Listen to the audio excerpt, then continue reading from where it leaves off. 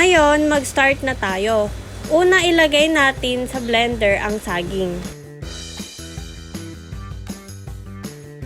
Ito naman, itong nasa pichel is pure watermelon mixture, kaya ito na ang ilalagay ko. Bale, di na ako naglagay ng gayat-gayat na watermelon.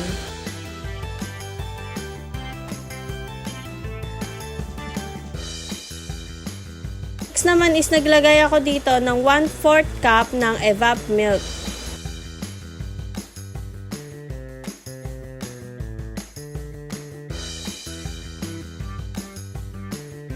And sunod naman tayong maglagay ng 1 tablespoon ng condensed milk.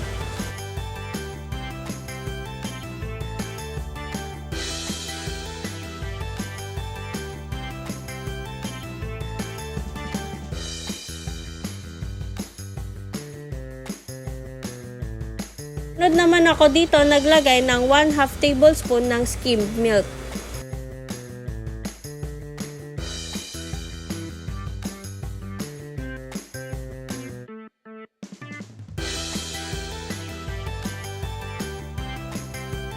Naglagay na ako ng tube ice sa blender.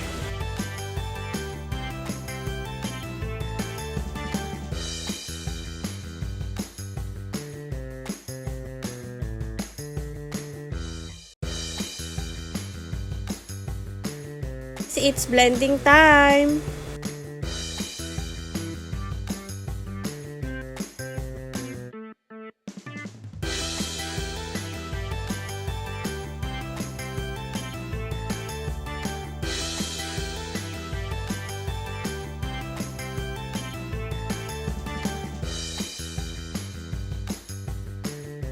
Ngayon, okay na ang mixture.